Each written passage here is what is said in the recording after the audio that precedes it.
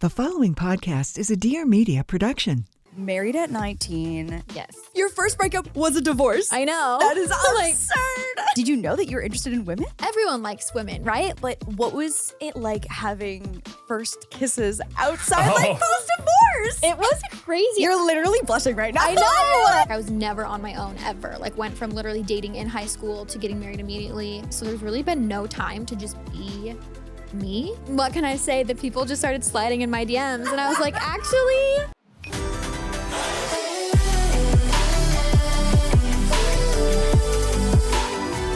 Wild Til. Are you ready? Yep, let's go home. Hi guys, welcome back to Wild Til. Joining us today, we have Aspyn, Ovard, Hello. our OG lifestyle girly, superhuman, super hot mom of 3, reigning TikTok Thank queen, you. who essentially has the internet by the balls at all times with your ongoing lore, and also, most importantly, the designer of my all-time favorite Tarte makeup. I know. You've been like the #1 fan literally the entire time. I feel like it's part of my brand to actually be the biggest fan of your Tarte. I feel like makeup that too. palette. Yeah. Yeah. I was introduced to you by the Tarte collection. Yeah, no, it was it changed me in 2017 and wearing it today. I was very excited. I was very excited for you. Oh my god. More so than me when they were like, so let's bring much. that back. I was like, oh, she's gonna be so happy.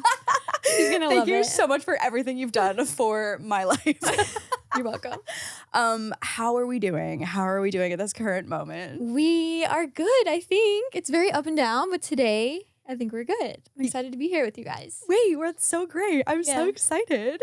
We have so much to get into. I feel like your lore in the past year has gotten so incredibly deep between obviously like everything you've talked about on TikTok. So like the divorce, moving to California. We've got a new rainbow emoji in the Instagram bio.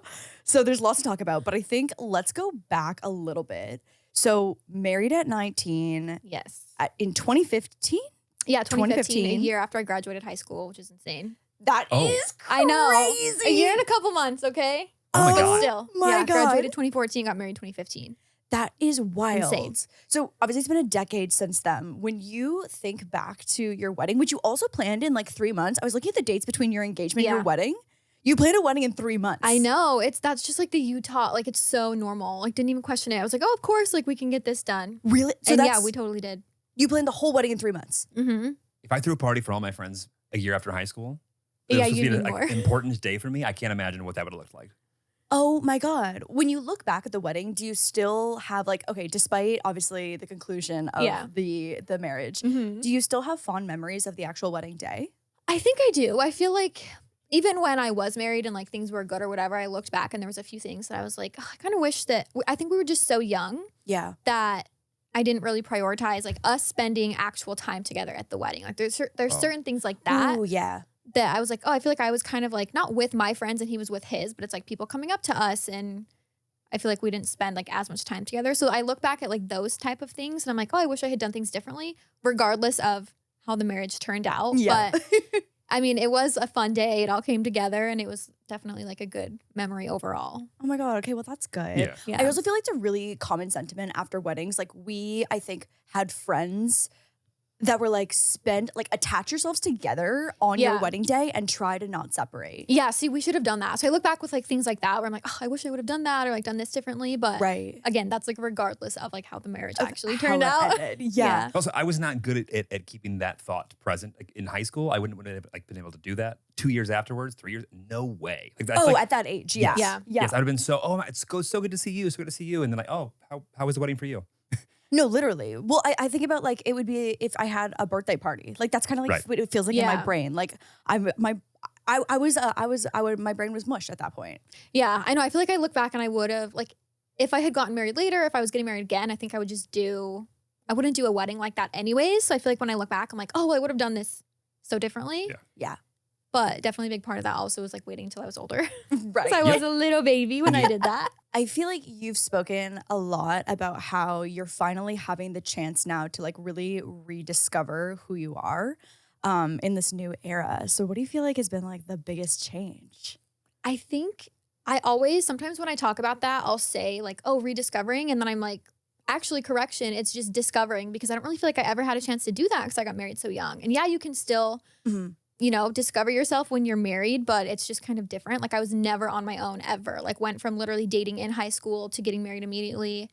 And then I was traveling a ton, like everything was crazy with work. And then I had kids shortly after that. So there's really been no time to just be me. And by yourself. And just be by myself. So that in itself is like something I've just never experienced before. So if I have days like without my kids on my own, I'm just like, I've never You're like, had what do I days do? on my own ever. Like I don't even know what to do. Yeah. So it's been such an interesting experience, especially to just be so much older. In a way, I'm like grateful that I'm older and get to do it at this age because I feel like I'm just smarter like, in general. So I'm not like being super crazy, but it's definitely a really interesting experience to do this like at 28 now that I'm like, oh my gosh, I don't even know who I am. And I feel like a lot of people feel that way, like regardless of what their position in life is, but to have never had any experience like that at all and then to just have everything hit you all at once when you're this old is jarring. I don't know about you, but like, do you feel more liberated by feeling like you're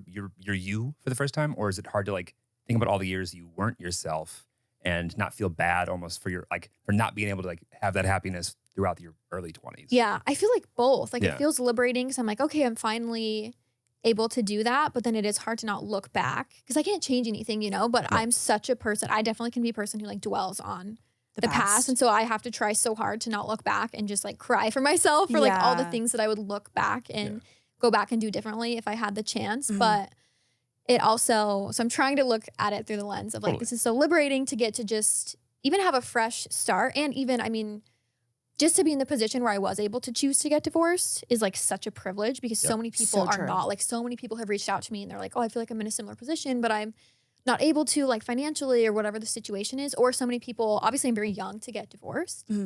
And I just look at it as like, I'm so grateful that I get to do that and discover everything and like restart my life at this age. Yeah. Versus if I kept trying to make it work and then stayed until, you know, I was like 40 something and then not that your life is over at that age because it's not at all, but that's a good another excited decade younger and getting to do it now versus later. Yeah. No, that totally makes sense. I also don't think it's that uncommon. Like, so we are 30, how old are you? 33? You're 33.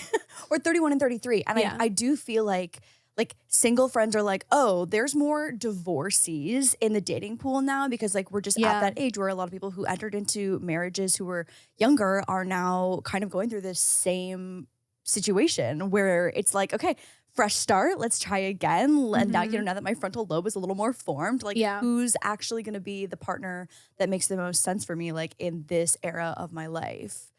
But it's crazy. It's just like, it's not that uncommon anymore. I was thinking just timelines in cities versus rural America. Like in the Midwest, so true. Timelines are different and expectations are different. And I think it's very difficult to get out of whatever people think is the norm wherever you are. Absolutely. I know my hometown is like when my high school friends were like having children on purpose, you know, like planned. Yeah. And I was like, oh my God, teen pregnancy, like teen pregnancy. Crazy. Yeah, because just like in LA, I feel like everything just happens like in New York and just, like bigger like metropolitan cities. I feel like everything happens much later. But like Utah, that's what just your peers were doing. Right? I know. Yeah. And it's even weird because, I mean, you would think like, oh, maybe in Utah divorce is like less common because it's religious or whatever. But like people are getting married so young. And I think about even just so many friends that I have, like, I don't know if you guys have seen Secret Lives of Mormon Wives, but like half the girls on the show are divorced. And I'm like, wait a minute. It's not that uncommon actually, because they're all like similar ages to me, but it is so interesting. I feel like culturally, like it does play such a big part in like my experience of everything that I have been through and just what I have thought is like normal. Well, and then now that I get older, I'm like, wait a minute. Yeah. I could have like done things so differently, but you just don't really think about that when that's like the norm where you are. Right. I was thinking like religion plays such, like I remember my mom being a single mom going to church and she felt this pressure that I didn't understand as a kid that like, well, that's for the couples. I go to the night that the other divorcees go to. The other single moms go to it. I know that she had a really hard time processing that. And I can only imagine she probably had a hard time with it because there's a lot of guilt just being thrown around all over the place. So it's like even harder, even when you're in this position to be like, so now I'm gonna have to give up my family the way that I knew it, and I've got to be over in this category. I think that's a lot of pressure. Yeah, it's a lot of pressure, even if it's what's best for you. Yeah. Did you have a support system? Like, was there anyone who was going through a divorce that was like also in your network that like was able to help, you know, be like a supporting person going through the same thing that was able to like give you advice and like be a supporting shoulder for you? I feel like kind of not really. Like I have friends, like I think about some of my friends in Utah that I've talked to, like I can really only think of one that I've kind of talked to a little bit about being divorced, but nobody that's in like my close circle. And especially now that I'm a little bit removed from like the Utah culture, because I did move to California, none of my friends that I can think of off the top of my head are like divorced. That's hard. And so, yeah, like I remember I was sitting at dinner with like my main group of like, they're not like my mom friends, but they all are moms. Yeah. But sitting there with all of them, there's like 5 of us. And I was like, oh my gosh, like I'm the only one here who's divorced. Like they're all married. I don't know. Okay, but like should some of them maybe be divorced? You know what I mean? Like I feel those like ones, no. Okay, A couple other good, ones I know, yeah. maybe. But yeah, I was like, wait a minute. This is so, because I have like multiple different groups of friends. Totally. And so then even thinking about like my high school friends that I would hang out with in Utah, a lot of them just aren't even married yet. Right. And so Right. it felt like that for some reason wasn't that different than like looking at my friends who are married. But I just remember we were sitting at dinner one day and I was like, wait a minute.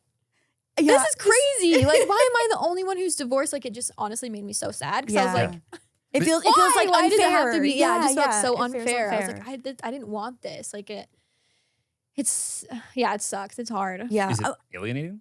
Like, do you feel like it's pressure there, or is it something that you're able to like understand? I feel like I understand it. I feel like if I felt alienated from it, that would be something that I was like going through in my own head. If I was like feeling self-conscious or something of like, oh, like they're all married and I'm not. But luckily, I mean, they're all like amazing friends. And so none of them ever are like judging you for it's not like they're out at like family nights all together and they're like, oh, we're not going to invite her. Like nothing like that would ever happen. They would be like, good. Oh yeah, like come, and Parker can come, whoever, like bring the kids if there was ever something like that. Yeah. So it's nice. I feel like if I felt alienated, then I would probably be like, hey, we just can't. Right. I just can't. Like I would just be sad, but luckily I don't have like a lot of those feelings, which is good. Good. Yeah. Coming out of it, what do you feel like was there a piece of advice or like that you've given now that like you're on the other side of it? Yeah. And like what was like the biggest takeaway for you to help you get through it, even that you processed and had to like figure out by yourself? Oh my gosh, let me think, because I feel like I'm in a point of like the grieving process where I only have like negative feelings, unfortunately. So like I'm thinking of like, okay, looking back, like what are positives from what I've gone through, whatever, and I'm just not mentally there. Yep. Yeah. But I think in general, just having the ability to like start over and have a fresh start was like really what got me through, to be like, okay, life doesn't have to be like this forever. And even just the saying like the only way out is through.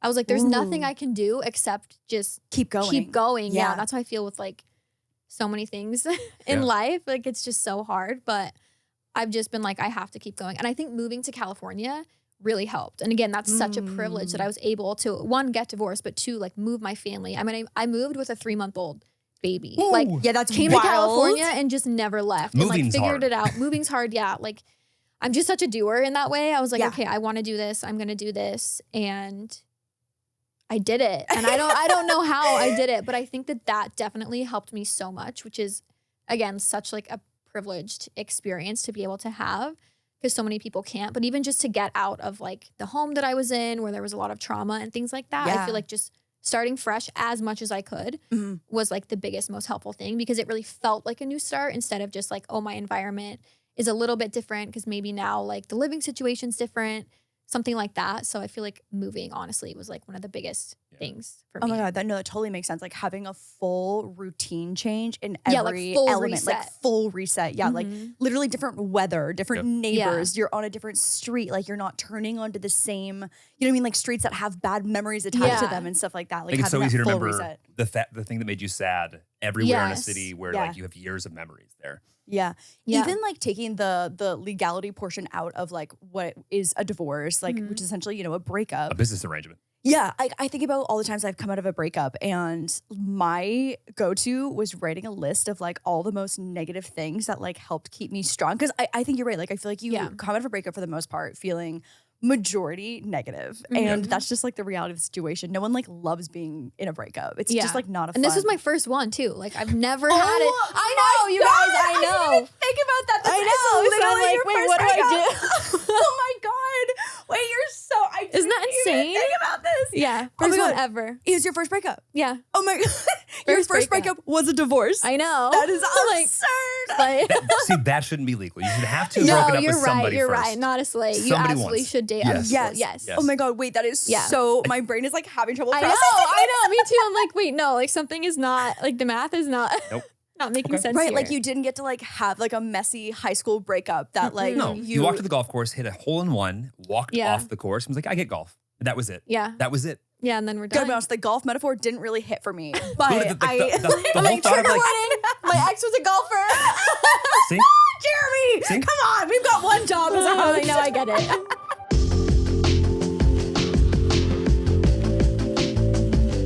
Have you ever wondered what makes brands like Skims or Allbirds blow up overnight? Sure, it's great products and top-tier marketing, but there's so much more happening behind the scenes that makes your favorite online stores powerful and reliable. The real glow up, the inner workings that really matter, that comes from the business behind the business. That's right, Shopify. Nobody does selling better than Shopify, home of the #1 checkout on the planet. With Shopify's Shop Pay boosting conversions up to 50%, it is a game changer for keeping carts full and checkouts flowing. Cart abandonment, not on Shopify's watch. And we can say this from experience. Running a site on Shopify just works. It's smooth, it's fast, and it handles everything from checkout to shipping without me losing sleep or tabs. If you're building a business, your platform should work as hard as you do. Every merch drop, every online product that I've ever sold has been through Shopify and will continue to be forevermore. Amen. Speaking of conversions, here's the hidden superpower that Shopify has that I genuinely don't think I've heard people talk about enough. When it comes to getting your product onto your website and into the hands of your customers, we already know they're the best at that. But here's a little secret that no one tells you about and no one warns you about until you have to go through it yourself, is that getting that product and that experience and that level of quality, not just onto your own site, but onto all of the storefronts that are most important to you, where your customers already are, whether that's Instagram, whether that's YouTube, whether that's TikTok, that experience from the store owner perspective is not always that easy unless you're working with Shopify. Shopify has the best library of built-in integrations out of the box, hands down, available ever. Simplifying the process of making sure that your checkout experience is as seamless and easy and premium as it can possibly be, no matter where your customers are, is what Shopify does best. Spend less time figuring out why your website isn't working and more time actually taking care of your customers by putting that love and attention and energy into the product itself. So if you're selling candles, corsets, or cat sweaters, whatever it is, Shopify makes sure your customers aren't ghosting their carts. Selling more, stressing less, yes, please. Upgrade your business and get the same checkout Skims uses. For anyone who's shopped on that site, you already know what I'm talking about. Sign up for your $1 per month trial period at shopify.com/WT9. All lowercase. Go to shopify.com/WT9 to upgrade your selling today. Shopify.com/WT9. Thanks, Shopify.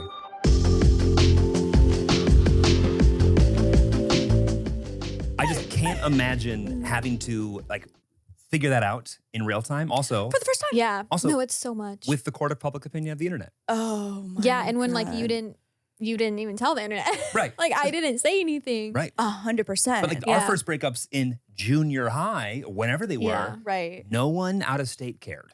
No one had an Yeah. opinion. No one outside of your high school cared. Right. Yeah. And no one certainly was wondering whether or not I was handling my breakup with my children appropriately. Like that is another layer of like what a nightmare. Yeah. Nightmare. Oh, it was. It's almost the 1 year anniversary of that. Yeah. I saw you posting like it was the 1 year anniversary of the birth of third baby. Yeah. Right. And I was like, Third baby. Third Third baby. Baby number baby. 3. Yes. Elle. Yeah. Baby L. Baby Elle, who is, how old is she now? Wait. Her birthday was yesterday. Yesterday, She that's was right. 1, Yeah, that's right. yeah. We talked yesterday. One. Oh my gosh, she's 1. Yeah. Oh my God. That's I know, so crazy. sweet. Yeah, I had her. She was in the NICU, so I took a couple weeks and Yeah. then to like post about her. And then the day I posted was also the day I filed for divorce. Okay. And I didn't think anybody would see. Like, why would they see? I like don't even fully understand how this happened because like I I found have out no idea. on TikTok. And I was like, Yeah. what? Why? I was like, why am I reading about this right now via a TikTok? Like, this is so, like, what an invasion of privacy. It was really crazy. I Just to, assume like- Google alerts. What? I assume Google alerts. You can make it so that anytime anyone's name, Maybe. so like whenever like we're in anything that's posted online, Yeah. But I even get- if I it was get an like a email. court document that you It's have to public. like, it's public. okay, It's we might have public. just solved the mystery a year later because I have I've had no idea. Of how it leaked? Yeah. No, I don't think it's no a leak idea. situation. You can look up divorce records. Yeah. So because we got married in like Ours is confidential. ours would be confidential. No one's gonna know when we break up. But no, that's the whole point. Okay, got it. Because yeah, we almost fucked up, and when we got married, because our wedding venue was technically outside of LA County, it would have been in the public records, but we had wanted it to be a private record. Yeah. That's fine. Got it. Yeah. Huh. Okay, well, the mystery. Mystery. I've been wondering every day for a year. I'm like, how the heck? Yeah. How did people see? Okay, now we know. Because people, there are bots that scrape every influencer's name. And like That they makes will just, sense. anytime anything new is added, they'll just put it into Yeah. oh, that's of interest, news story. Wow. I just like hate that though, and it makes me so angry because I annoying. feel like the control of being able to like have a hand in your own narrative was taken Yeah. away from you. Yep. Yeah, it was. It's really interesting because I've always had, like, you've known me forever. Like, I've always had such thick skin. Like, nothing really gets to me. Mhm. And I feel like I had the same feelings like with that, but it's like I had a kind of a hard exterior in that way where I was like, you can't get to me. And then it just like pushed me even farther and made me even harder in that way. Right. And so, yeah, it's been a really interesting experience because I'm like, dang, I am like I don't even really know how to explain it, but like, I think having my privacy invaded in that way, even though people are like, oh, well, you're a public figure, like it's public record. No, but whatever. this is like a whole different level of just like having You have kids, you have Yeah. family. No, it was definitely crazy. But yeah, I mean, I didn't say anything about it for like ever because I was just like, no, I don't feel like it. Yeah, which is good. Like you got to like, Yeah. decide when you want to address that, which is nice. Okay, changing directions into dating. Yes. A little happier topic than Yeah. the topic of divorce. What was the original, the original change of heart or like the catalyst to open you up to the idea of dating again? Let me think. I was so against it. I had like publicly said like, oh, I'm not interested. I think I had been on a podcast like. I think it was on Pretty Basic. I think because you chatted with Pretty Basic, I feel like very like closely after you started, talking about the divorce openly, and you were like, no one ever. Yeah. Oh yeah, I was like, no, not ever, like 0% nothing. And then what can I say? The people just started sliding in my DMs, and I was like, My bad. actually, maybe having a crush will help distract me, and that is the answer. That is the answer to like how to get over like whatever type of pain. Have a crush. And so, but like that. I fully am on board with this. I think that there's nothing more exciting when you're feeling at your like lowest of low and just feeling so shitty. When someone is interested and you have that like new butterfly excitement, I do feel like there's such a healing sentiment to that. I feel like that is too. And again, first time ever, like I've never experienced anything like that. I mean, obviously, like That's insane. I have in a way because I had a crush on Parker technically, like when we met, and that's why we started dating, But like we were 16 when I was 16 when we met. And so that's just, a lifetime ago. So really first time ever talking to anyone, like navigating any of it, dealing with any of it. And it has been very healing for me in a way, which I think is something I didn't really expect. I more so expected it to just like distract me or something. Yeah. Like, oh, I'm bored. Let me like have someone to text, something like that. But Right. it really has been very healing to me, which I think is just great. Because Yeah. Oh my I God, am like, no, like, I that's needed amazing. something Yeah. like that. Yeah. What do you think these like new exciting, it's obviously not like anything crazy serious because I Yeah, feel like your just priority is casual. like your family. Mhm. But like, what do you think they're providing to you that's been that healing portion of it? It's definitely like casual. Like nothing is really serious or whatever, but I feel like just to see myself, I want to say like as a partner, even though again, I'm like I'm not actually like dating anyone, it's casual, whatever, but to like see myself as a partner in that way and to see how I am when I'm in a different situation Yeah. and to feel like I'm not like a monster or like a shell of myself like I have been in the past. Because when you are Right. in a long-term relationship, I mean, at least from my experience, it wasn't just like, oh, this one thing happened and then now my feelings have shifted and I'm done. Like your heart breaks very slowly over a long period of time. And so it's just kind of a different type of hurt. Yeah. And so Like deeper. yeah, but it's like slowly, like bit by bit by bit. You carry more. You like pile on. lose a little bit. Yeah, but at Piece the same by time, you're like piece. losing pieces Yeah. of yourself. Yeah. Uh-huh. And so then you just like wake up one day and you're like, oh my gosh, I don't even know who I am. Like, this is not who I am. This is not who I want to be. And so now to be in a completely fresh, different situation Mhm. and be again, I feel like partner is maybe not like the right word when I'm not like actually dating, but just to see how I actually am in other situations, I'm like, wait, I don't hate myself. Like I'm actually You're like, so I'm nice good, and caring. And yeah. like there's so many good things I would say about myself, whereas I wouldn't have said that like in my previous situation. And so I feel like that itself has been healing for me too, just to be like, wait, I like know how to be like and, like a fun like partner to a person who is Yeah. also good to me. But I remember the feeling like the person that I wanted to be, I liked being post a breakup, was being appreciated by somebody else. And I was like, oh, people like me for this version of me too. And I like this version of me better, which was, I think, a mind, I don't know, it opened my mind in a big way there. Like, I don't have to be the version of myself I felt trapped in before. Sure. Yes, no, I relate to that for sure. Yeah. I feel like this is also just like part of the whole discovery process that you're getting to go through now, is like who you are as a partner when it's separate from, you know, what the last decade of your life has been. Yeah. With the rainbow emoji and your journey into your sexuality, I feel like for you, it's been very fluid and very like, it almost feels easy. And I know that's not the case for everyone, you know, who's discovering their sexuality. But like, do you think that this was always something that you deep down knew, or like, did you know that you were interested in women? I think that now that I like look back, I'm like, oh, duh. It's like so obvious, but I wouldn't. I don't know. I think I don't like to put an actual like label on it because I'm just like I just don't like that for myself. But like say bisexual or whatever, it's kind of like when you are bisexual, you just like kind of assume everyone has the same thoughts as you because you're like everyone likes women, right? Like.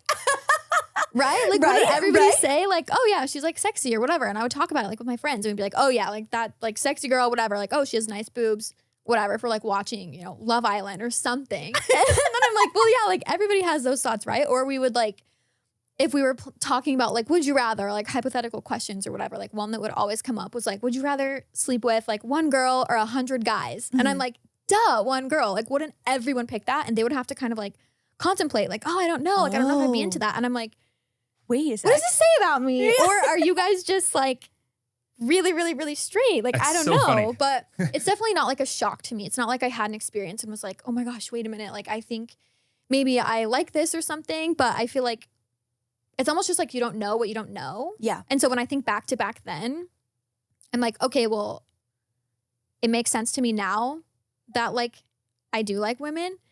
And it's like so obvious to me now. But if I would have said that back then, I would have been like, well, I don't like know. And also for me personally, I had to like have experiences before I knew for sure, which is not how it is for everyone. Like you can have never had any physical anything or even just like had a crush or like romantically spoken to a woman or whatever it is. And you can still say like, I'm lesbian or I'm gay or whatever. But for me, I was like, I'm too technical where I was like, I have to know before I would ever say anything. Right. And so then after that, I was like, oh my gosh, love it. Field this experience. makes sense. So fun. Yeah. But I do feel grateful that I mean, I would say it has been like easy for me to navigate that. Yeah. Which that is a privilege too, because so many people like that's just not their experience, whether it's like. Whether they feel that or not. Yeah, whether they feel that or not. But I'm very blessed that I don't have like religious trauma to like unpack from that. And then also my mom growing up was just like, you can absolutely love anyone, any type of way, like love is love. And so I just knew that way there was nothing I had to like worry about. Yeah, you've been a safe space and like Imagine a safe one community. more piece of shame. That would have been awful. Like on top of everything going on and then like, what, you're doing this now? No. That would be, that'd be awful. That would be awful. I had a friend who just recently had also like I need to figure this out. Did her field research and came out of it being like, nope, that's not for me. Oh, let me go back to the dick. Yeah, no, not for me. Now I'm like, wait a minute. Yeah, I like this better. But like in the same like experience as you, like she had to like go and actually like fulfill the like the thought or the idea to get a full answer. Yeah, that was kind of how I felt. That was exactly how I felt. I was like, I think like.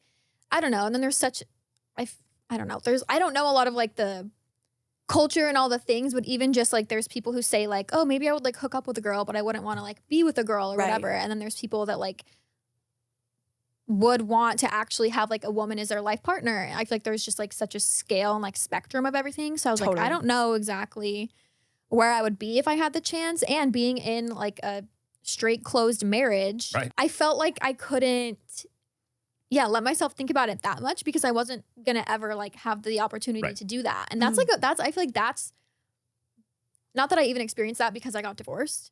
So I did have the freedom to do that, but that would have been the hardest part for me is like I'm potentially missing out on a piece of myself that I never even gave myself the chance to discover. I feel like that's what would have been the hardest for me. Yeah. But lucky for me, I got divorced and then I had the freedom to explore that. And I definitely feel like that feels like good to me. And I feel like it's also like a refreshing change for you to like be able to access this whole new part of you as well. You know what I mean? It's like you've got a new environment and just like new partners, new identity and sexuality. It's like everything gets to like move into this next chapter, new era for you. What was the quote you said? You have to go through it, like with the pain. What was that? Hardest. The only way. Oh, right. I What loved is that it? quote. It was so good. It was so good. The only way. No, I'm like the only way it wrong. through the only pain way is through through? it is through, but that's not it. Well, whatever it was, like in the same way that like obviously it sucks, but like it opens up so many other opportunities. And you only get those opportunities if you deal with the bad stuff. Which, you know. Yeah, I know. I feel like I've dealt with so much bad stuff. So now to have something fun like that. Yeah. And again, it's such. I talk about it so lighthearted, and I always get nervous because I'm like, oh my gosh, people like literally kill themselves over this. Like this is not, it's so serious to some people. And so I always want to be so sensitive because I am aware of that. But I also I feel like it's like great transparency though, and like an honest conversation for you, and probably inspiring for a lot of like the queer community to see that like for you it's been so fluid and so natural, and it's been a really positive experience for you overall. Yeah, it definitely has been. That's exactly like how I would describe it. But again, I'm like so lucky that that's my experience. I know that's not how it is for everybody. Do you think that girls plan better dates? I think that they do. Rude. Yeah. Yeah, they do. There's just like so much. I don't know. It just like fits better for me. Obviously, I'm so early on in the journey of like dating anybody at all, but I definitely have had, and I haven't gone on like that many dates or anything, but I don't know. I just definitely. There's a smile here. There's a smile here. Because I feel like I've had fun. We'll say that. Girls do plan really fun dates. So I could it's been totally fun. see that. Yeah. From like an emotional perspective too, like I feel like there's such a stereotype that women are more emotionally available. Do you think that that's an element that's different as well too in dating women? Yes, I do. I feel like I really haven't had like that much experience with dating men. Oh, that's right. Like again, we have like from one comparison essentially. Yeah, I have like the one comparison man. and then like couple different girl ones, but that is such like a big thing to me. It's like emotional intelligence and emotional availability. And I feel like in general, you get that more with women. Like there are guys out there who have it, but they're rare. They're rare. And I'm like, totally I'm not really agree. wanting to like seek that out super hardcore. And I feel like there's things I just like more about women anyways. So I'm like, that's convenient that they have that too. But that is definitely like a big thing. Yeah, no. I definitely can see. Because I even just like think about like within like my female friendships too versus my male friendships. I'm like the emotional availability. No offense, love you so much. I am straight, but like I definitely can like see that element of it being a really positive experience as well. Every guy who's about my age, plus or minus 5 years, if their experience was like mine, don't be emotional available. Just keep all of that inside. Don't share any of that with anybody. It's safer that way. And we really carried that forward into adulthood. Yeah. Really did. Yeah.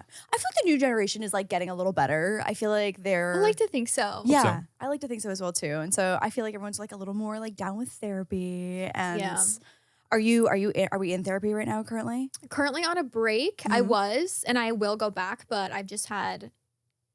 I get too overwhelmed with like too many things on my calendar. So I was like, we need to pause that for a second. We will be back. But therapy definitely is helpful. So therapy's hard I'll be sometimes. back. Yeah. It's like Therapy is hard. You're unpacking a lot of stuff that like you aren't really all that comfortable with to begin with. And it's like a reminder every week. It's hard sometimes. I know. I'm like, I need to be like mentally ready to do that work. And just with how crazy and chaotic my life has been for the past little while, I'm like, I need to be more emotionally available to deep dive into that and like heal from things. And right now everything's just been so chaotic. So I know I'll go back, but right now that's on pause. Yeah, no, that totally makes sense. I also feel like you only get what you put into therapy. And if you're not in a place where you're like ready to like give 110% to therapy, it's like don't even waste the time and the money into the appointment. Yeah, that's how I feel. Yeah, 100%.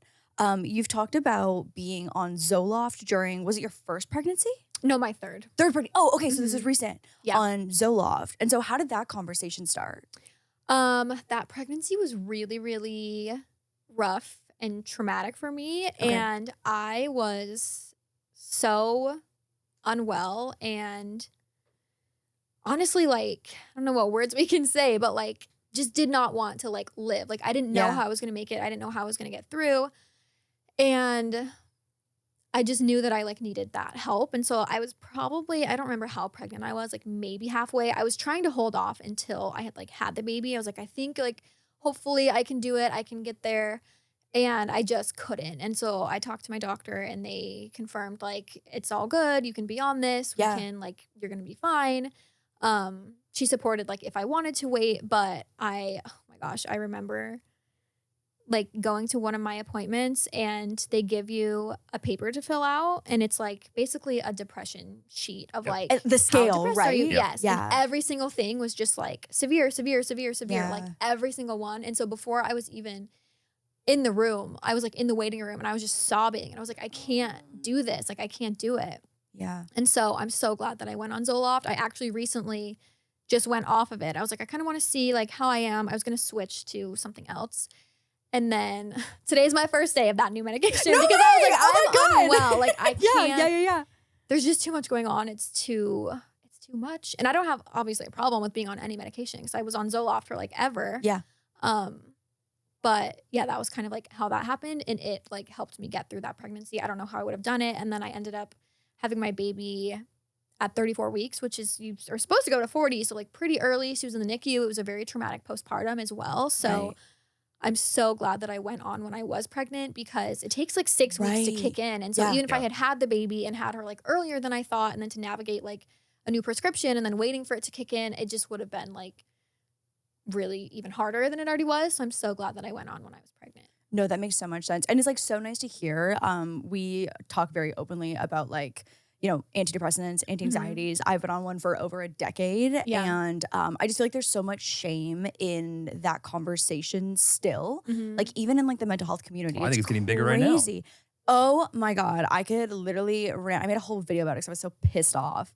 But I just feel like it's always so nice to hear stories, like success stories where it was a positive experience because I just feel like not everyone, again, has the privilege to like be in a position where their family allows them to like balance their chemicals. And that's like simply what it comes down to is that like a chemical imbalance and then add a pregnancy and all of like the hormone craziness of like building a life inside of you. And I can't even imagine like how that would increase or decrease different levels of things that are happening in a chemical imbalance. Well, you said like you were trying to wait until you had the kid. Was that because you were nervous from like the health impacts for the child or just like you didn't want to be on it while you're pregnant?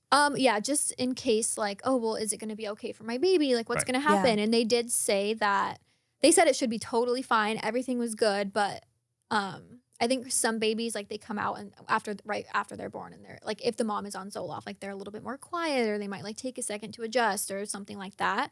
So there were like a couple things that I was like, okay, I felt like I had to really weigh like what my options were. And I just knew that I could not get through like without having that help.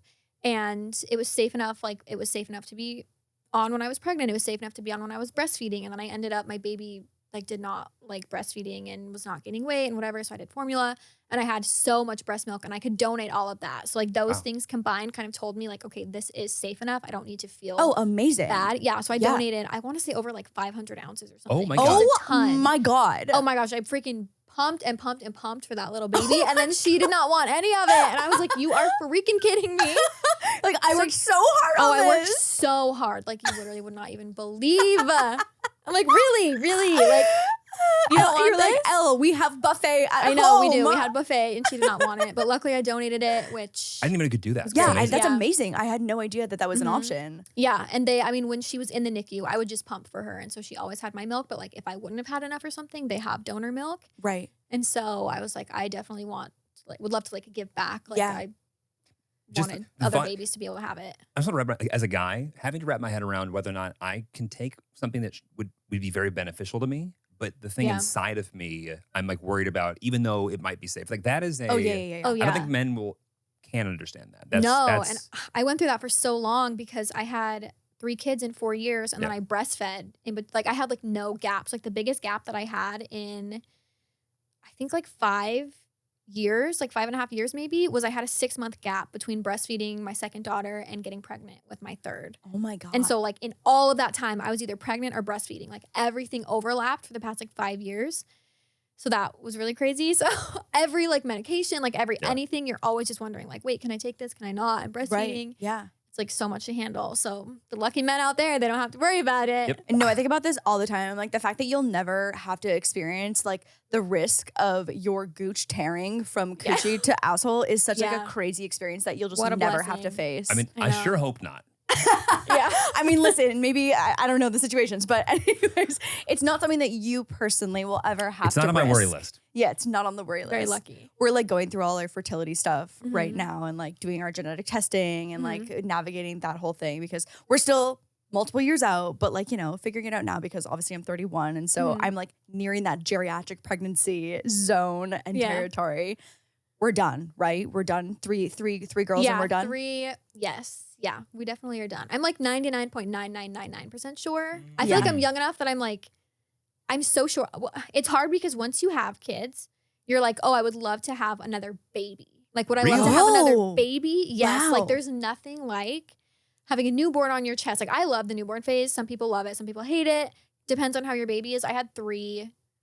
Elle was a little crazy in the beginning, actually. But, like, overall, I had 3, like, really great experiences with my newborns. And so to think about never having, like, a newborn baby laying on my chest again is so sad. But I don't think I could have another child to actually raise. Like, as my big girls get bigger, I'm like, oh, my gosh, you guys have so many Hobbies. things. Yeah, Like, so many things. There's so many Three things. girls I is don't think crazy. I can handle it. 3 girls but- is crazy. But when we have Yeah. ours, you can come over and just You take can, the I'll baby. play. you can have our Hold newborn on. on your Yeah. chest. Oh, I would love it. We have a Google Calendar invite for tonight to meet a baby. I'm not kidding. Oh, perfect. Yeah, we are meeting a baby tonight. Yes. Perfect. 'Cause We're all like, our friends we're have like, babies. do we bring it a present? Like, Yeah, what do we do with this thing?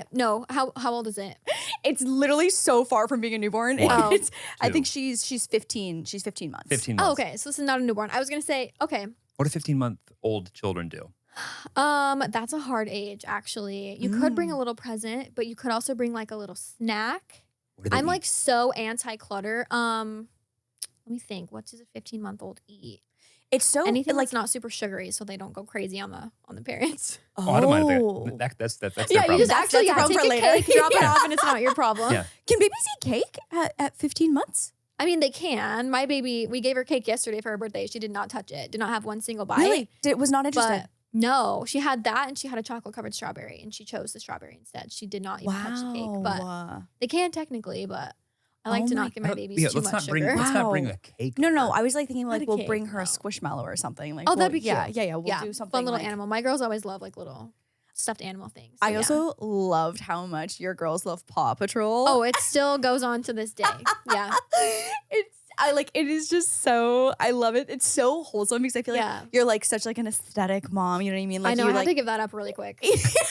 Yeah. Control over. No, but yourself. I love that because like it's always so sad when you see like the beige mom who like never lets Yeah. their kids like have like Beige fun, mom. colorful toys, and it's like you have obviously your style and your aesthetic, and then it's like your kids have their Paw Patrol. I and they know. And thrive. that's been such a fun part of like being a mom is seeing them just be their own people. yeah. And I was like sad beige mom in the beginning, but Sad I'm big like, mom. No, that's so she didn't have real. preferences yet. Like, of course I was gonna dress Yeah. her how I wanted to or Yes. whatever. And I have also, I think I'm learning I have some type of like OCD or something. Like, I know it's a very serious thing people like talk about. Like, don't say you have that if you don't.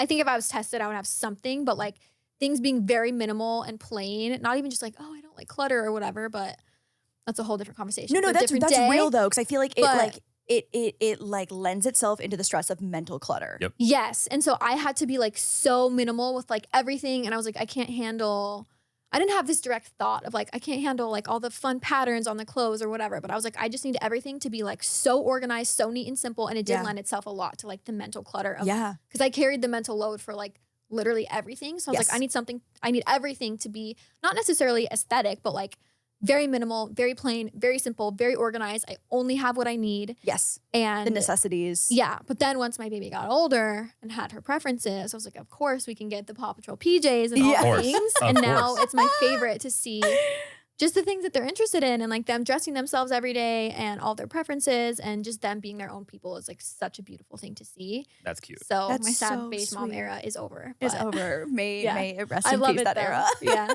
No, but that makes so much sense because I feel like that would be really overstimulating when there's Yeah. already so much going on. Like it's not about like you not wanting to like give color and happiness to your child. It's like Yeah. literally the mental stress that comes with it. Yeah, that was exactly what it was for me. And I can like see that so clearly now that I look back, and especially going like from 1 to 2 and then 2 to 3. I'm like, we have to go as minimal as possible. If I don't touch it like every day or every couple days, like we just cannot even own it. Yep. Yes. And yeah. so But also, it's Yeah. great that you can like get happiness from seeing their personalities come out. Because I think Yeah. some parents are so determined to make their kid like things that they like, and are Yeah. so upset Yeah. when they veer off that path. But like in the same way, you're like, your mom told you, love whoever you love. Love's love. yeah. Love Yeah. what you like, and like you're getting enjoyment out of that too. So it's not just like oh, I want you to be happy. It's like we're both happy because you're happy. Yeah. That's cute. That's a very cute. Yeah. Was there anything that felt really, really hard and like nearly impossible with baby 1, but like by the time you've like navigated it all with baby 2 and baby 3, you're like, oh, this Yeah. is a breeze. I feel like I'm one of the crazy ones that somehow like I feel like I had everything figured out from baby 1. I think because of like my type A personality and how Yeah. I'm so like Organized. and everything. Like I had researched every single thing. I knew exactly how I wanted to do it all. And of course you like learn so much between kid 1 and kid 3. But I feel like I had my system down with kid 1. And so I kept everything pretty similar from kid Wow. 1 to kid 2 to kid 3. Where's this Wow. guidebook? I'll tell you guys as soon as we're done with All this. right. I'll be like, here's my Great. tips that you didn't ask for. Yeah. But Good. I was really lucky to have a very good experience with my transition into motherhood. Yeah. And I do attribute that to like the preparation and different things that I did. And I guess just like the choices that I made. And I feel like I kind of knew what kind of choices I wanted to make before I even had my kids. Like when I was pregnant, I didn't know before because you just never know until you are in the situation. But somehow I got lucky, and I feel like I've had a really great experience between like 1, 2, and 3. I definitely am a little more lax with 3 just because you have to be, because it's like, well, we have to go out because this kid has this activity or whatever, so your nap's going to be a little short today. So things like that, I'm definitely more like lenient and flexible on. But I feel so lucky that my transition into motherhood itself and like the transition from 1 to 2 to 3 was pretty smooth. Even though I have talked about how like going from 1 to 2 was really hard, but that was more of like the mental load. Yeah. Of Versus, having now like, double. Yeah. Navigating like the actual baby. Yeah. if that makes Right. sense. Right. Yeah. Did you enjoy being pregnant? I really did the first time. The first Yeah. time I had a magical pregnancy, magical Wow. delivery. I remember watching your delivery vlog being like, that looked quite easy. It was. I don't know how. I got lucky. I had a really great experience. Yeah. She came like 2 weeks early. Everything was smooth and quick. And then my second pregnancy was a lot rougher. Like Okay. physically, I was just in more pain, and it's harder to like be pregnant with a toddler. And then, Oh, right. God. Oh, I can't even imagine. yeah, that delivery was harder too, because she was not like in the right position to come out. But we didn't know that until I was trying to push her out. And then the doctor's like, "Oh, I think she's gonna come out like facing the wrong way." And I'm like, Oh, "Okay, perfect. amazing." Yeah. And then I've had literally chronic like back pain since then that I'm No now like way. getting injections in my back for like 3.5 years later, because I'm like, oh my gosh, I can't live like this anymore. So that one messed me up a little.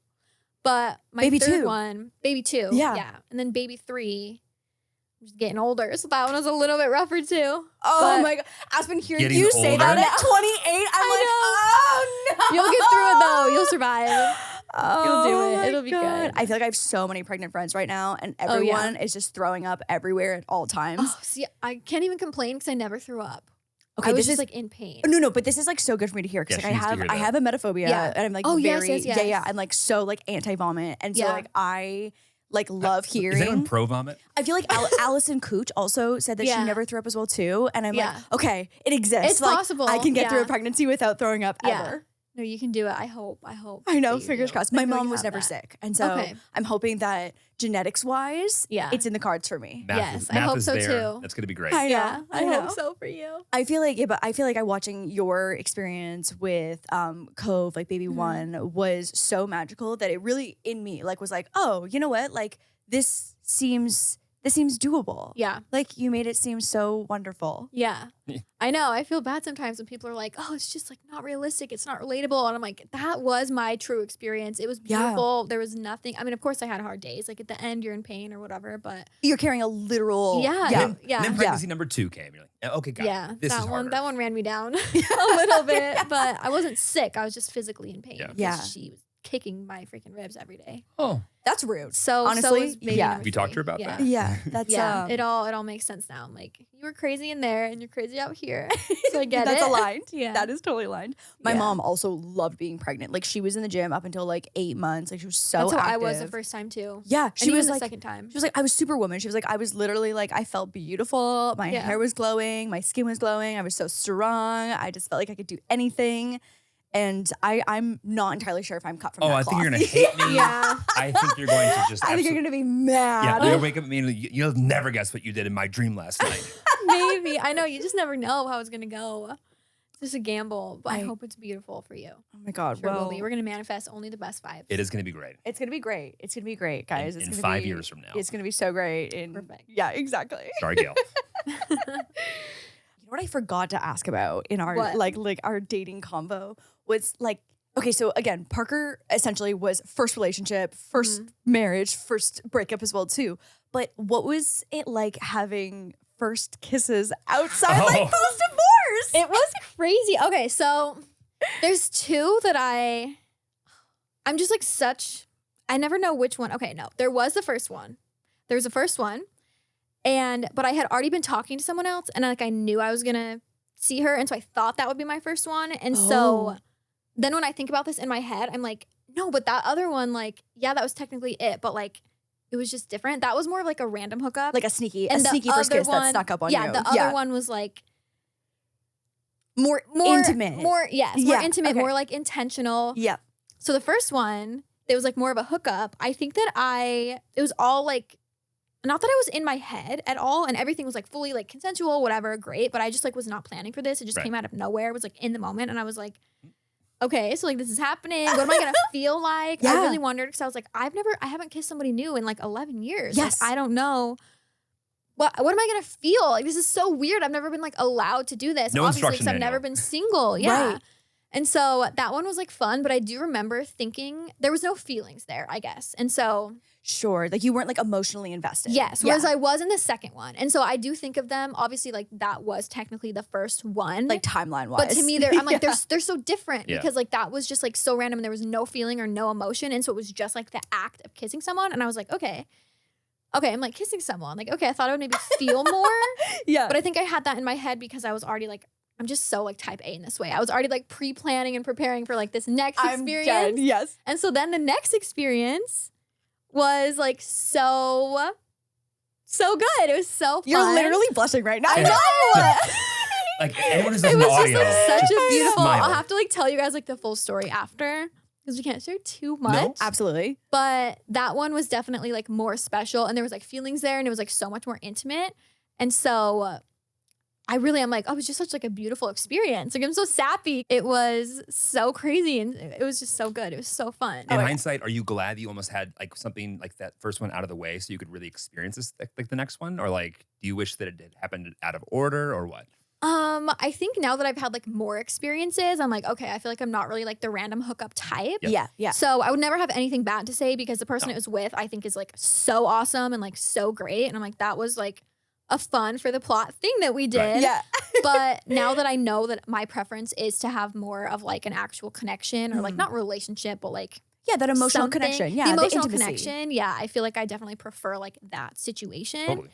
But I mean, both were like fun to experience. Like it helped me to know, Now like, you oh, know. I kind of Field like, I would rather be research. field research. I was doing my field research and it was a Yes. fun story. When we were prepping for this episode, I was like just like chatting with ChatGPT because like it's it's able to like pull so much like Yeah. aggregate content and like information about you. Yeah. And like the bio that it wrote for you was so based on like Oh. 2018. It was like oh gosh. boho chic, like Yeah. aesthetic, like recipes, day in the life. And I was like, this is just so crazy because it's just like such a past era. Yeah. It's like, that's not me. Yeah, right. And I feel like content wise, you've been really intentional about your transition of like making it more about like actually you and like not so much about family and kids and husband. And I feel like it's been so probably, has that been like a healing element as well too in the change in the content? I think so. That definitely feels like it's been quite a while now. That was like I think it's been about 2 years since I started kind of making that shift. And Yeah. even before that, I started to not feel good about sharing my kids. And I wish I've Right. said this over and over. I wish if I could go back that I would have shared like significantly less. And it was a different time then, but I hate to use that excuse because just with now you know how I feel, I'm like, oh my gosh, but I would have just done like everything differently. And so I can't think about it too much, or I just feel like so guilty that I have put so much out there of them. And obviously I don't now. But I started kind of like slowly pulling that back. But I've said this before too. It was a hard transition. And I hate that because I'm like, in my mind, I wasn't sharing them too much. But for it to be a hard transition for me to like just go back to me, and like that really shows me like how much I was depending on that content. And I feel like you can definitely share like mom content or different things without like fully sharing too much of your kids. But I look back and I'm like, oh my gosh, I just feel like I shared like way too much. Yeah. Not even just like information of whatever, but like pictures of them and videos of them and like their personalities and things that they like and whatever. I just look back and I'm like, oh my gosh, I wish so badly I could do things differently. But obviously for my YouTube channel, I mean, my vlog channel was originally like Aspyn Ovard vlogs or whatever, Hot Brilliance vlogs, something like that, Hot Vlogs. Of course, yeah. Hot Vlogs, and then great name. HAUTE. Yeah. How else did you spell it? Yeah, exactly. But I changed it to Aspyn Parker, like, I think when we got engaged. So, like, that's what it was for the longest time. Yeah. And even though he was in it a lot, I was kind of, I mean, there were definitely periods where he was, like, in it even more and, like, I don't know, just in the vlogs more. And then I kind of, like, shifted over time to where it was, like, a lot of me. And I finally did make the decision, I don't even know when, at least, like, well over a year ago to be like, okay, we're changing this to just my name. Mm-hmm. It's primarily just me anyways. And it was definitely like a big transition because it's like more of the load is like just on you. Yeah. Because there would be times where I'd be like, okay, I have like most of the vlog footage, but I need you to go and take Cove to the park and to get lunch and to get some footage or whatever. So it's like I was still carrying, like, I'm putting this video together. I'm making sure we have enough. I'm making sure there's like variety. I'm making sure there's all these things. And so then to not have that and to have to just completely fill a video on my own, is like silly as it sounds, was totally. so hard. Yeah. It was like definitely a big transition to do that, but I'm so glad that I did. And I definitely would never go back to, like, people ask like, oh, would you ever like hard launch if you were dating someone or whatever and like have them in your content? And I'm like, at first my answer was like solid no, 1,000%. But then I was like, actually life's not that deep. Like they could maybe be in something, but I would never have what I had before, which is like the joint Aspyn YouTube channel. And like all those types of things, because I just feel like I worked too hard to like shift everything back to just me. But I also did have like, I had my own YouTube channel that was mostly just me. Like obviously Parker was like featured there sometimes, or like my kids would be on that one too, but that one more so felt like it was me. And a lot of like my Instagram felt like it was me. So I don't feel like it was 100% family. And then shifting back to me, I've always looked at it as it was like, even though it was like Aspyn and Parker channel and like he was in it and my kids were in it and whatever, I always, again, I think since I was just like the head of everything, I was like, oh, well, it's me and them instead of like us. Right, like me and co. Right. Yeah. And so then I was like, I just have to like shift it to not include that. Yeah. So it was definitely a big transition. But I feel like now I'm like really settled in that. That feels like, I'm like, oh, well, that was over a year ago. And so I feel settled in that. But it definitely was like, dang, like, how am I going to do this? Like, how am I going to be interesting enough? Like by myself. I literally think about that every time I turn the vlog camera on. I'm like, why would anyone care what I have to say about like just the yapping that I'm doing solo? I know that I feel the same way. Literally, before we started recording, I was like, by the way, I have my vlog camera and we're going to film after this because I don't know what to talk about by myself anymore. I know. And it's so hard because also too, like, it's just, everything is so oversaturated with the vloggers. And there's just so many people who are making content now that it's always like, how do I make this interesting enough for people to care? Yeah. Yeah, no, But I think there's a lot more people that also don't have anyone to talk to about the things that you're going through, that even if you don't talk about them, they'll like seeing somebody who's in a similar position be okay. Yeah. And I think that's hard to remember. Have you had people reach out and send, like, I'm sure you've gotten some really nice messages from people like who are appreciative of the transparency. Yeah. Like, obviously the lore has run crazy deep on TikTok, but I feel like it's a really like beautiful representation of like how life can be complicated and a little messy sometimes. And you're using humor to cope and like, you know what I mean? Like you're going through something really fucking hard. And I'm sure that it helps normalize that process of like something that so many people all over the world are also going through. Yeah, I've definitely had so many people reach out to me. And so I feel like it's nice in that way. Like even just for me to feel like I'm not alone. Yeah, but true. Also to see someone that is going through like similar types of struggles, you know, like it's always nice to feel like you can relate to someone. Yeah. So it has been nice to connect with people in that way, even though it's like a horrible. Like, I wish we didn't relate on this. Right. I'm so sorry that we do, that we're both going through it. Sucks that we're trauma bonding. Well, there's a but couple like, other fun DMs in there too, I'm sure. Yeah, with people like reaching out. Yeah. Yeah. I literally cannot even imagine what your DMs look like. They're fun. They keep me entertained. There's like good ones, sad ones. Did any men or male friends reach out? Like Oh, through DMs? Yeah, Yeah. like did anyone like come crawling out of the Because woodwork? there's always a couple of guys who're like, okay. Haven't No. thought about you in a little Yeah. bit. No. What? So I'm None? like, Interesting. okay. But But also also I'm had a secret crush on me? Yeah. That's fine. I didn't think they would. Like, I but wasn't going to be interested, but I would have liked to know it was an option. Yeah, but Okay. now I'm Yeah. offended. Yeah. Now I'm Never? offended. no. Really? No guys. Yeah. I mean, I've maybe seen anyone in my DMs, maybe because I post like, I like girls more. And so usually if anyone that has doesn't slid into the determine. DMs, That doesn't usually determine at all. then they That's must true. just not be into me because there's not very many. There's like maybe been one here or there. Not anybody that I know, but like Yeah. just a random DM. But Well, they're shoot their shot. yeah, nothing really. Boys. But I Mr. also have James. like a lot of baggage. So I'm like, it makes sense. I feel like women are probably more open Yep. and empathetic. Yeah. Yeah. No, they are for sure. Yeah, Yeah. 100%. You downloaded Tinder? I did an ad for them. You and so I did? did Oh, download okay, Tinder. okay, That so you was, did download yeah. Tinder. That's what led dove me in into deep. that. Yeah. Wow. But I haven't, I mean, I forget that if you're like on there swiping, that it's like, that's what it is. Because I'm like, oh, I'm not like actively using it. Because I was like, oh, should I download it for the plot? Like, I'll make a profile, whatever, Yeah, like yeah. fun. Because how else do you meet people these days? Like, I don't know. I don't know. Oh, so I mean, Remy and Cal getting married, met on Hinge. Oh my gosh, I forget that We that's knew where each they other. We met on met. Hinge. Yeah, we also reconnected on Hinge as well too. Oh, really? And we even knew each we, other. we knew each other before. Okay, Like I was see? like, oh, I know this guy. Let me swipe. Yeah. Yeah. Yeah, see, so I'm like was a not left. quite ready Sorry. to be like an active like app user. Yeah. Because again, I have like whatever people that I've like already dated and like talked to. So I'm like, okay, I'm good for now. But I have gone on there and like swiped or whatever, and then I'm like, wait, no, this is me actually like You're like, this is real. This is it. real. This Yeah. is what you do on here. Right. I keep thinking like, oh, I have my profile like for when I'm ready, Right. and then I'll go on and be like, oh wait, not this, not this. I'm like, Like, no, oh. that's the whole thing. That's the point. That's yes. the point of it. Yeah, like there's That- nothing else to do. There are probably people out there that have swiped right, and they're like, "Is she ever going to respond? Maybe, no." Right, because like the profile is still on the Right. app. Yeah. Do you include like so I know that you've talked about being very like open, honest, like just putting everything on the table when you're meeting people Mhm. and, you know, like starting a new not a relationship, but like, you know, Those Situation. conversations. situationship Yeah. or whatever. Yeah. On a dating profile, do you do that as well too? Like I don't think I have all of that information. My Yeah. profile, it says it's like 55% set up. So I have like the basic info, but not like got it. everything. Yeah. But I think I would need to like kind of meet and connect. Not even like really fully connect with someone, but Yeah. like I feel like I'm pretty good early on at like catching a vibe for if I would be like even interested at Compatible. all. Yeah. And then I usually do like from my previous experiences. I went on a date the other day actually, and I was talking to one of my friends who like knows like all my lore, like everything I've been doing. Just like dating wise or talking to people, Yeah. whatever. And we were like, okay, this time we don't need to tell everybody every detail right away. Like we don't need to. Like it's worked out fine in the past. Great, lay it Yeah. all out on the table. Like there is a lot that's gone on. But like this time we both agreed we were like different approach. Mm.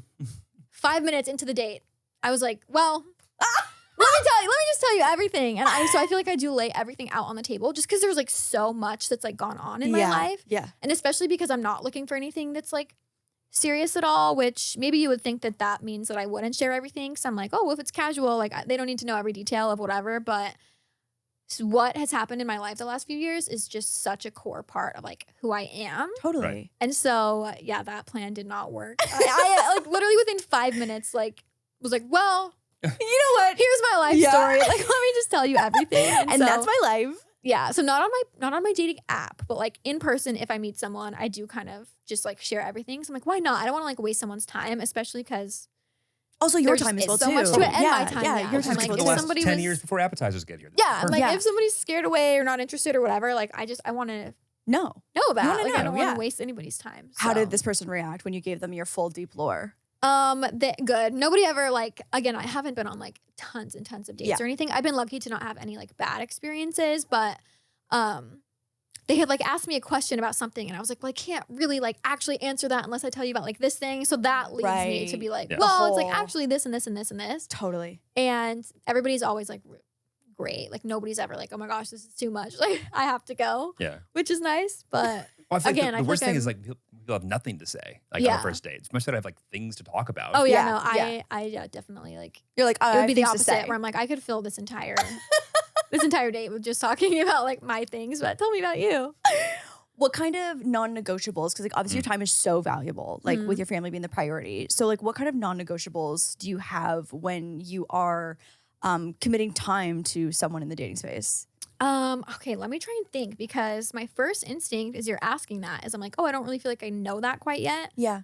But I'm like, well, I have to have at least like something because I've given my time to people. But I think I really do. I'm a big believer in like you can catch a vibe very quickly. So like through the DMs or whatever, or it does help when someone has like a social media following because you can just catch a very big vibe from exactly who they are. Right. From like if being able they're to stalk them and like yeah, you can really yeah. humanize them. And so I feel like that's been helpful to me because I'm like, okay, I can see like a lot about this person. But I'm like, one, if they seem like they're not going to kill me. a safe individual. Definitely a big one. They have to feel safe. The bar's on the actual ground. The bar literally is on the ground. Will I'm I make trying it home to. tonight? Yeah, will I make it home That's tonight? honestly, I'm like, is that my bar? Because Won't kill me. Perfect. Okay, great start. Can I? What is a non-negotiable that you've learned coming out of your first relationship now? oh my gosh, let me think. Like that, I could list like so many. Okay. We have to. I just feel like there's like a soul connection that you'll like feel, and I look back and I'm like, okay, I can tell that I like did not feel that before, Right. and so just literally feeling like you have a connection, at all, even something silly like, oh, your sense of humor or whatever. I'm like, that's like such a big thing to like laugh and have fun. I feel like they have to have like actual. I say personality, but then that I don't want to make that sound like the person I was with before like didn't Doesn't have have personality. personality. But I'm resonates with thinking, you.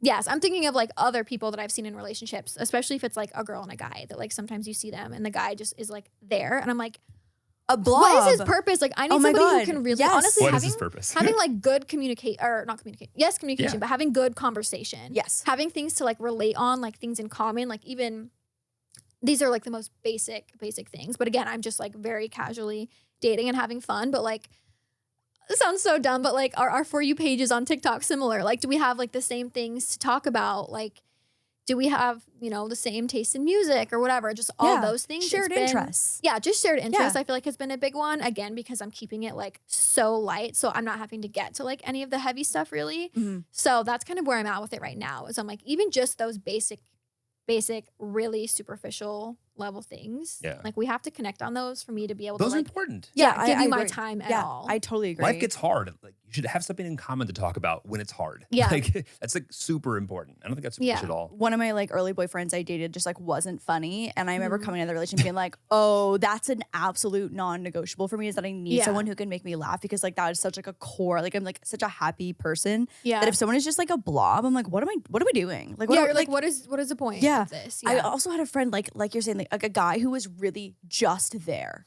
yeah. And like I remember one time he was talking about how he like loved the new Despicable Me movie, and I remember being like, oh my God, that's like the first like piece of personality that you've ever Ever shown shown because he just like had nothing to say. He was kind of just like a rock. He was a super muscly man, but like he was just like a muscle sitting on the couch who had nothing Yeah. to say. Wasn't like detracting from the vibe, but definitely wasn't adding to it. Yeah, see, I have to have someone who like adds to the vibe. Yeah, I have 100%. to add to the vibe. I love someone who's like outgoing, Charismatic. and, charismatic, can be like friends with anybody. Yeah.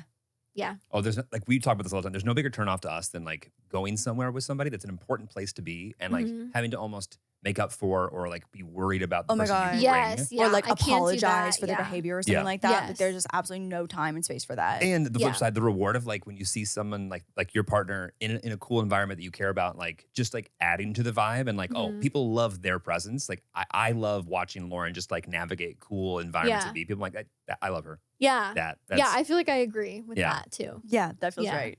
Yes. You said no marriage. Okay, so like Mhm. obviously anything can change, anything can happen, Yeah. but like likely no marriage, no blended Yeah. family. It would take like a lot for them to ever be introduced to your family and daughters. Mhm. But life partner, possibly? Life partner, maybe. This is where I try to have like no hopes or expectations for dating. So I'm like, to find someone who really like fits this box that I'm looking for is very specific, because I don't want to get legally married. I feel like I'm kind of just traumatized like from being like actually going through the divorce process, and just how like trapped you feel. Yeah, when it's you, messy. Yeah, when you like want to get divorced, like it's not that even if you weren't married, not that it's like easy to just walk away and leave, you know, but like there is that legal added step that you have to like, navigate. And also figure fucking things out. expensive. So expensive. Oh my gosh, yeah. So I actually expensive. can't believe how expensive it was for like Insane. what I ended up doing. I'm like, really? Like, Yeah, it's kind of crazy. It's but crazy. It's so crazy. But yeah, no like legal marriage. Would I have like a life partner? I think I would, but I just can't see myself. Like, again, things could change, but I can't see myself like ever being like a step parent and like having to raise like someone else's child. Like, I'm just really used to like You're still gonna hold our baby though, right? I will, of course. Okay, good. I'll come hold your baby. We're also You're not newborn. asking her to Please raise. call me. Okay, yeah. Like, you guys want me to join? No, it's just to hear that like you love newborns, but like Oh, I do. there's not interest there, and those can both be true at the same time. Yeah. Yeah. Wait, talk I'm thinking, about that. yeah, I'm thinking of like, and to think about, I know that I don't want kids with someone else for sure. Like, I feel like my life has been really chaotic and messy. So I think in my head when I talk about this and when I think about this, I might be having like unrealistic thoughts, but I'm really trying to like simplify like what this could look like for me. So I'm like, okay, I can't like raise someone else's children. I just can't. Like the mental load of even just raising my own children. You've got a full plate. Is so much. I feel like my plate is so full. You've got a full I plate. I couldn't add to that. And then I myself, I do have a stepdad, but I did not meet him until I was like 20. So he you're did not out of the raise house. me. Yeah, So I'm like, exactly. I know I would have had a hard time with like a step parent figure. So that's just me projecting that onto my daughters. And I'm like, oh, they would have a hard time because like that's not their dad or whatever. Yeah. Or like step mommy, who knows? But anything with like somebody else having kids, I'm like, I just can't. I'm like so not in a place where I can even really think about that. And then the legal marriage thing, like can't do the legal marriage. So I feel like I have so many specific boxes looking for like a specific type of partner. So in my head, I'm like, I don't know if I would ever find that. But I do think it'll be interesting to see like what ends up happening. So like I've talked about this like multiple times on the internet. So I'm like, I need documentation of exactly how I was feeling so that I can look back and be like, this is what I thought. This is how it played out. Like how funny, how crazy, whatever. I never thought it would be this, or I found exactly what I was looking for somehow. But yeah, to think of like a long-term type of partner, I'm like, oh my gosh, that is a crazy thought. so scary. Yeah. I can't imagine. Yeah, even like having my house on my own now, I'm like, well, okay, maybe a partner, but like their stuff's not going to be in my house, right? Or like I don't have to share my closet or my share your bathroom or like my space. room. Like I really enjoy the independency of having my own areas and my own things. Yeah. And so I feel like I'm definitely just in a place where I'm like so far removed from the idea of like having any type of life partner. I'm pretty dang set on like never getting legally married again. But like I think that totally makes sense. yeah, but I would definitely have like a life partner. It literally is just the legal aspect of like getting the government. Also, it would take the right person. It's like I have a lot of things that are important to me, and they're all important to me. So like it would have to take this person to make me feel like, okay, somehow you check those boxes. Yeah. Which is cool. I think it's also really I think it's efficient and smart though Efficient. for you to have like simplified down to the basic needs of like your non-negotiables, your non-starters, and like what you would absolutely need or not want from a future partner. Like I think about like you had a therapist who was like, before you ever get into another relationship, you should write down like what are your, again, non-negotiables for like a person that is an ideal partner to you. They And even brought it out. They're like, name the 100 things that you would be interested in a woman. And like, he's like, at 40, you're going to run out of like real things. They're all going to be superficial. yeah. And then after 100 of them, he's like, highlight 5. And then Oh, we said highlight 5? I don't he's remember no, that. he's like, highlight 5. He's like, and then those are the things that are more important to you than ever. He's like, and think about it right Everything else. now, coming out of a relationship that you thought was the one that was going to be like the one that you were in forever. And like the clarity you have coming out of like, oh, these are the actual things that are important. And then having to like make that deal with yourself of like, in the future, when you meet somebody, Right. Yeah. do these 5 things like add up? And then if they're not there, am I okay with accepting that part of them? Because if not, like you're only going to like cut yourself short. Yeah, see, I wish I had like experiences like that. That's the hard part about getting married so young and then being married for so long. Yeah. I'm like, everything you're saying is so Makes that was sense in all hindsight. great. Like, yeah, that all makes sense. And I'm like, dang, I don't have, it's just a concept of like, you don't know what you don't know. No. Yeah. And I'm like, absolutely. there's so many things I still have to learn. And so when I talk about or think about like a life partner or whatever, I'm like, there's so many experiences that I should have before I really like form my thoughts on that. But that's like where I'm at now. Field research. We're in the field research era. Right. Yeah. Exactly. Like, Exactly. I feel like 19-year-olds aren't told like that they should be selfish and like with their emotions in some ways. It's like, no, you should like try to get along, meet halfway. It's like, but like maybe not. Maybe I should be me. Yeah. I don't know. When you have the chance to like have a whole day of just like selfish you time, what does it look like? It's honestly kind of boring. I wish I had a more like fun answer, but I think like ideal day that's just by myself is like going to a workout class with friends and then going to a coffee shop, coming home. And honestly, because I have kids and they're so young and like it's overstimulating a lot, I just want to sit on the couch. I want to have peace and quiet and I want to rot. I want to watch like Love is Blind or something. And then I usually have like stuff to do on my computer. So I'll get that done. But I think just having your brain, like in a day like that, having my brain be able to like lock in to what I'm doing if I had work or something and not have like anybody screaming or needing something from me. I'm like, I just need to have a really simple day. And I always love to have like time with friends. Maybe I'd go on a walk, something like that. But a lot of it, I'm like, I just need a rotting day. No, that sounds incredibly couch, peaceful. yeah. And I also want you to know that sounds also like my ideal day and that's not Lauren's. boring whatsoever. Oh, good. Yeah. I had a friend come into town the other day and she's also a mom and we literally just sat on the couch and I was like, I don't even feel bad because I know that you are enjoying this just as much as I am. Like, I know we're both having a good day, even though we are just having a sitting little here. rot day. Yeah. Even like when we come back from vacation, I feel like my social battery when it's depleted, like I need a rot day. Like even without having 3 dependents, I guess we have 2 furry. Yeah, 2 dogs. 2 furry Yeah, dependents. but like they're dependent on like 3 feet and below. Like they're not like Yeah. you know, It's not the we same. don't have to worry It's what's like not on the same. counters. Yeah, exactly. Yeah. But like even just like coming back from travel or like being overly social, like I feel like the recharging of the rot day is so essential. I know you need it. Yeah. Yeah, it's so essential. Yeah. And I feel like those days are like somehow rare for me. So I'm like, if I ever have one, I'm like, I will be sitting on the couch and not moving. Yeah. No, that totally makes sense. Also, like your time again is so valuable. Everyone always needs something, whether it's like career or your children or the other chaos of your life. Like I feel like you're just being pulled in so many directions at all times. Yeah. I feel like that too. I love a Yep. good chill day, just sitting, hanging out. Yeah. What have you been loving about California so far? So Oh my gosh. you've so we have the fresh start, obviously, and it's like a Yes. whole new environment. But like, what part of just like Southern California has been healing, do you think? I think the winter, I knew that I couldn't do another Salt Lake winter with the snow and everything. So I was like, That's if so I'm real. gonna move, I moved last July. So I moved like in the summer and I was so excited. I get like very bad seasonal depression, especially in Salt Lake. Like I just feel like the end, Right.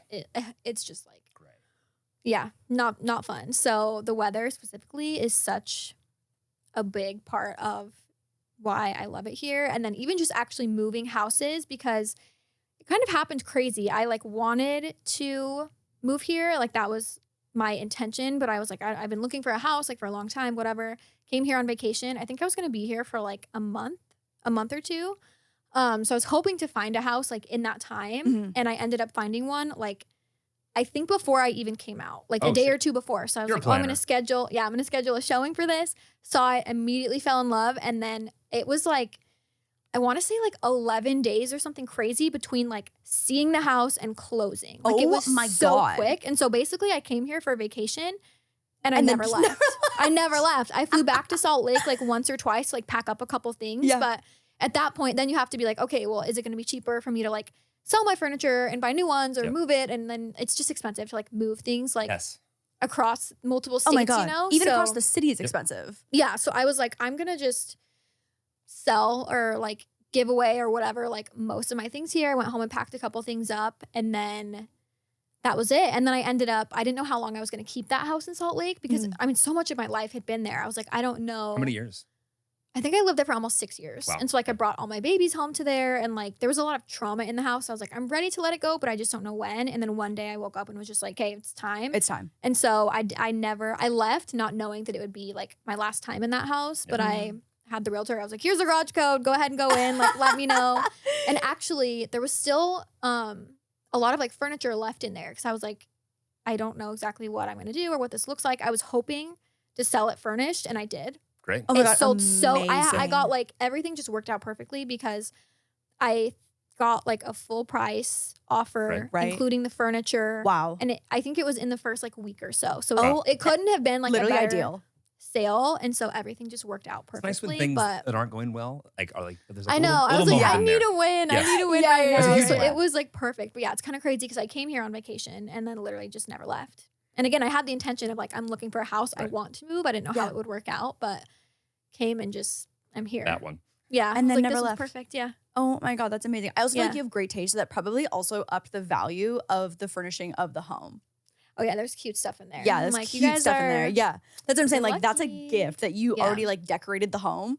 Yeah, it just like made everything so much easier. I was like, oh, perfect. Like, take all of it. Went and got a couple like personal things, and then If I bought that house was from you it. and like I had friends, I'd be like, yeah, I just put a couple things in here. They You just guys, threw this you guys like it? together. Oh yeah. Yeah. Oh that?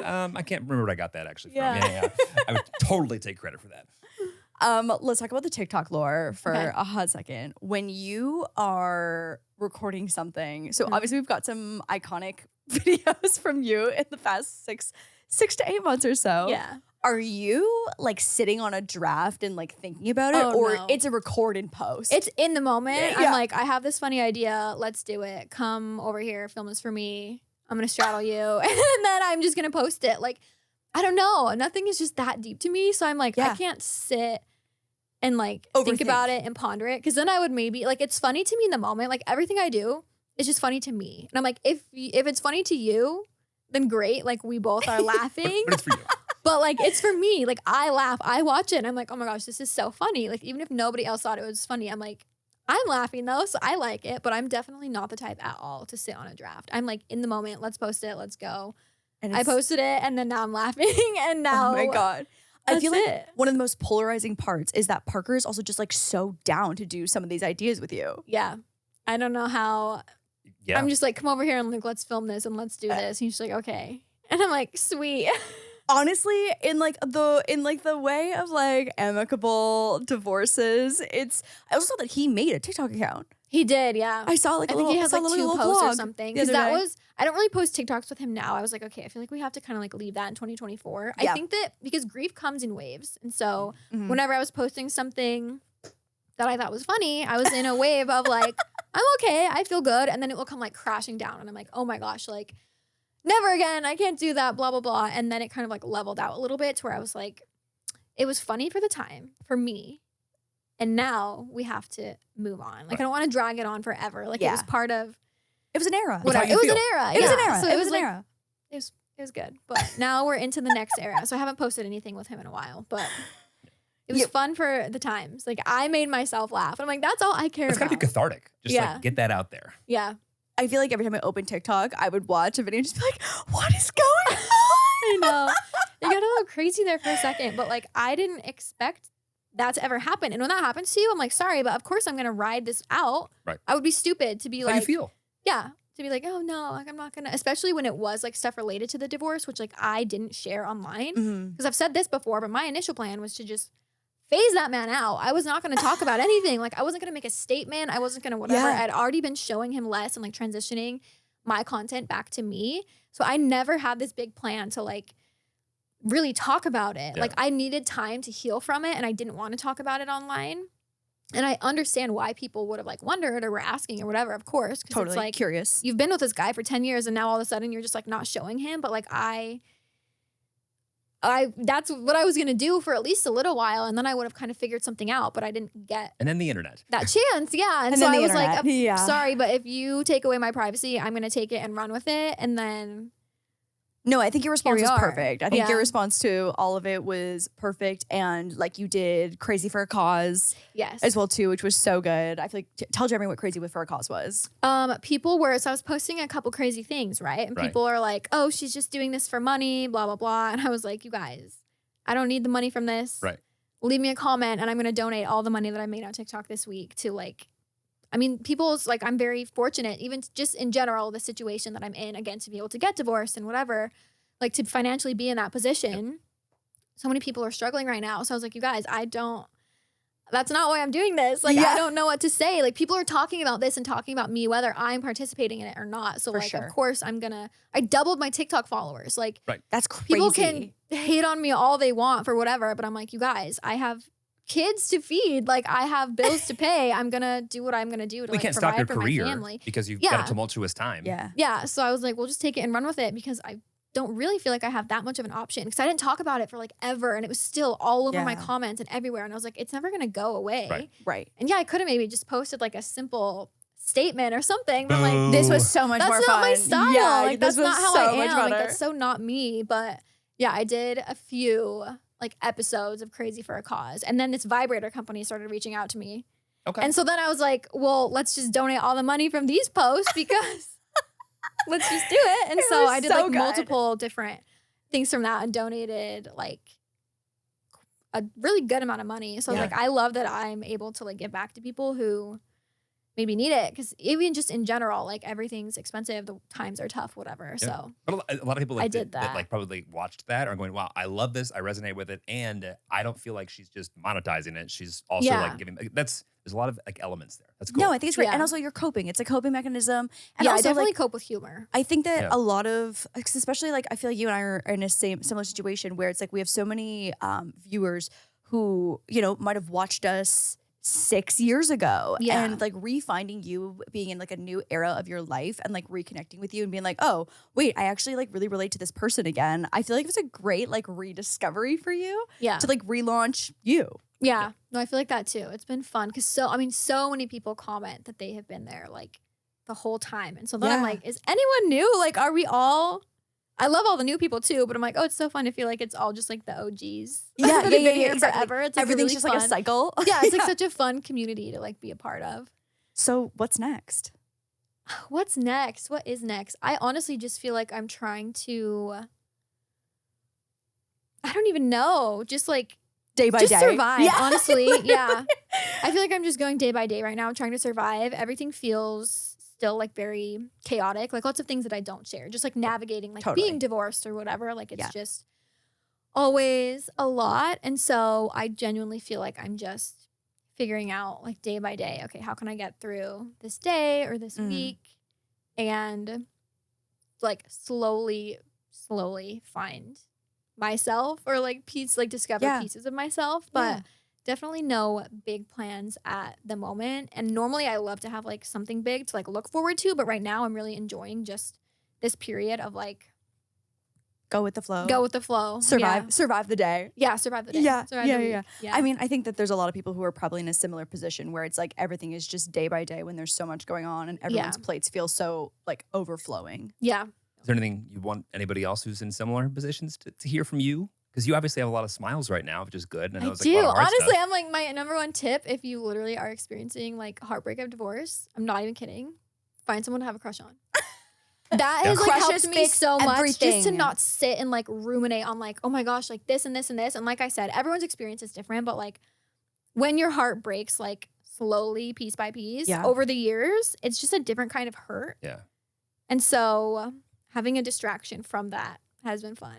That's not the best advice, but I'm like, that honestly is what has like helped Some people me need to hear right that. now. Yeah. I think like there's so much of the ego that needs to be repaired after a breakup. And I think that having like a simple casual crush can be so just like wholesomely healing. I think so too. Yeah. Like I feel like I look at myself and I'm like, okay, I have so much of like my own healing to do, but I do feel like it's possible to like be doing that and focusing on that and then having like a little fun, whatever, to like help heal you in different ways. Cause I definitely would say that like, I'm like in denial to even call it dating. I feel like that's not what it is. Cause I'm like, no, I said I wasn't going to do that. But any type of thing like that, I'm like, just like a fun, cute little thing on the side. Allow Like, yourself it to have helps a fun. little. Yeah. Allow yourself to have fun. Also, I think you're allowed to like change what your current needs are. You know what I mean? Like, cause I would, from an outsider perspective, I'm like, oh yeah, I feel like you're definitely like dating. Oh yeah, no, I don't know why I'm in denial. I think just because I said I was like not going to. But that's okay.